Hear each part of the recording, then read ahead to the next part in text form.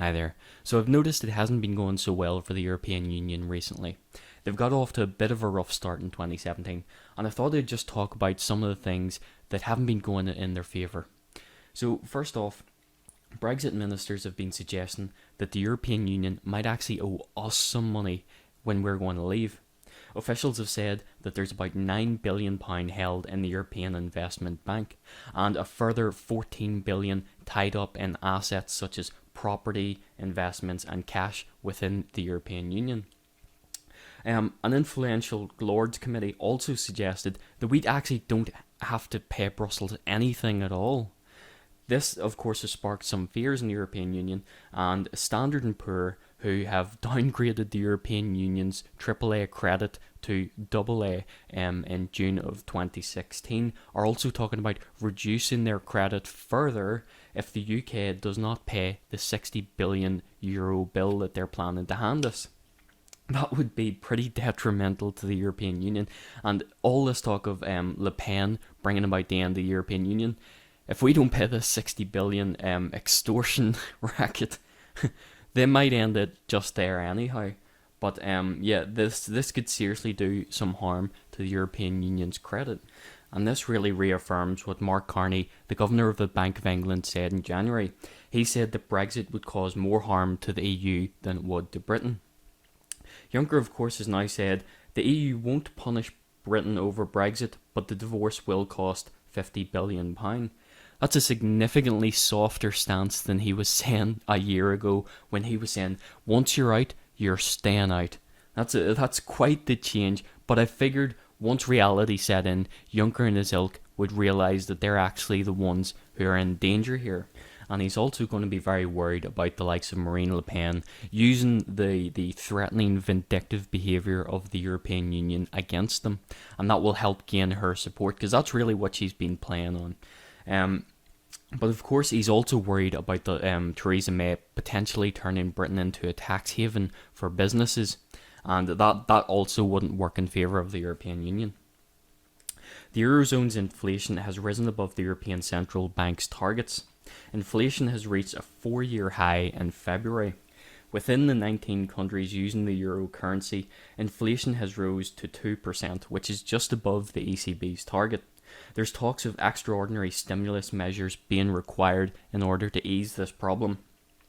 With that, and the ECB also employing negative interest rates, countries like Germany have been set to lose approximately €100 billion per year. And the pound and the stock markets have remained pretty steady as we've triggered Article 50. This isn't something that the European Union really wanted to see. They wanted to see some hiccups there. As I said, I think they want to see Britain perform badly as a result of this, and they'll want to try to do that without having to interfere themselves, because obviously if they interfere, it looks vindictive on their part, so they will want it to naturally be bad for Britain. And saying as Article 50 has been triggered and everything's been relatively consistent, that's bad for them.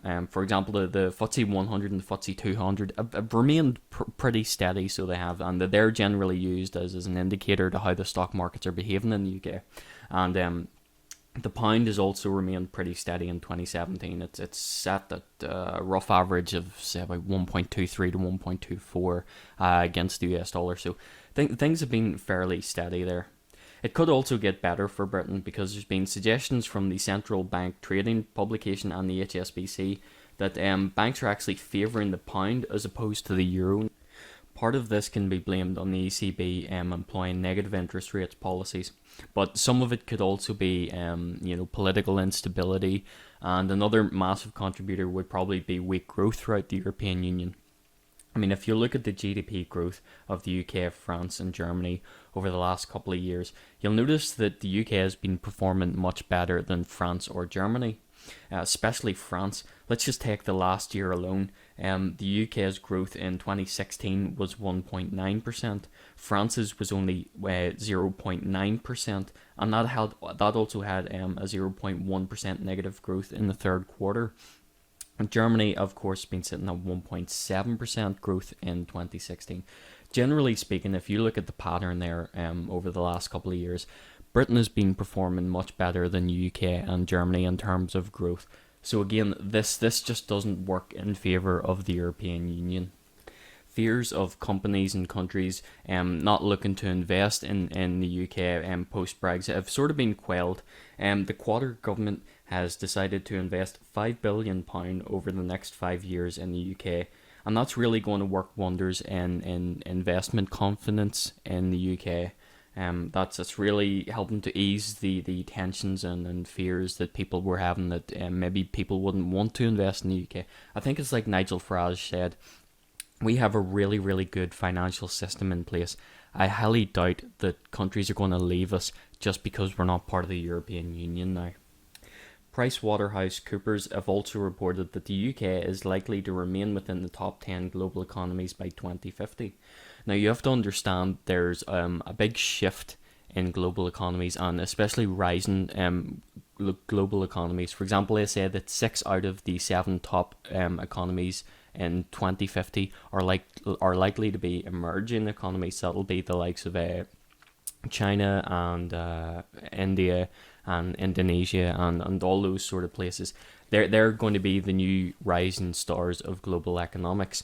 So for us to stay within the top 10 global economies, that's actually pretty good, especially when they report that the EU's other 27 countries are expected to make up less than 10% of global GDP by 2050. France isn't likely to be within the top 10 countries by 2050, and Italy isn't likely to be within the top 20 countries by 2050. So that report suggesting that we're going to be within the top 10 global economies by 2050, that is actually quite inspiring. Really, it's a good thing for us. We're still likely to be the fastest growing economy in the G7 until 2050 at least, and that's just their forecast so far. And we're expected to have an average growth rate of about 1.9% between now and then. The EU, of course, really made a fool out of itself over the Gibraltar issue. The Chief Minister, Fabian Picardo, said that the EU was acting like a cuckold husband who has taken it out on the children. That was brilliant. Well said. Gibraltar, of course, did vote to remain in the EU, but they've also stated very clearly that they want to remain in Britain. That's a bigger priority to them. They said that Gibraltar is not going to be used as a bargaining chip, and of course that's what he meant by the cuckold husband taking it out on the children. Really, he doesn't want to be treated like a child, and of course Gibraltar doesn't want to be treated like a child. And of course this is just the EU, trying to gain some sort of power here in negotiations. They were saying that Spain gets to veto decisions made regarding Gibraltar, but it's complete and utter nonsense. So it is. Something that was left out by Europhiles that I've noticed they haven't done much talking about. That's the Ipsos Mori poll that was conducted in February on people's attitudes towards Brexit. I mean, despite all this negative media coverage on it, despite the demonisation of Brexiters and so on and so forth, still only 4% of voters would change their vote, and that's equal for both Remainers and Brexiters. So I've noticed that Europhiles have been very, very quiet about that. They wanted us to regret Brexit, and we're still happy with it. Another interesting point that it brought up, it suggested that people have very, very little trust in politicians. For example, only 27% of people said they either had a great deal or a fair amount of trust in the Lords, and for MPs, that was 33%. Vast majority said that they believe politicians put their own interests ahead of everyone else, with only 5% believing that politicians put the country first. That very much links into a video I done before about the EU and why should we stay in it if the EU threatens us. And I tried to raise the point there that a lot of it had to do with our lack of trust in the establishment. Thinking of the likes of Tony Blair. I mean, who would ever trust Tony Blair's opinion on Brexit after the Iraq War?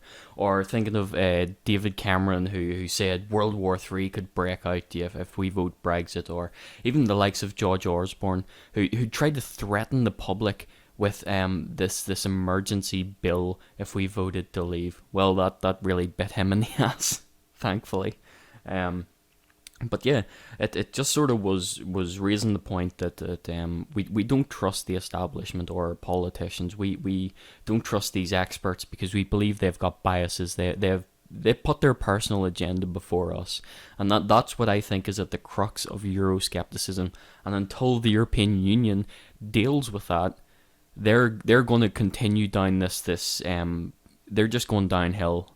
They need to address the lack of trust that people have in them. But that's my thoughts on the issue. Thanks for watching.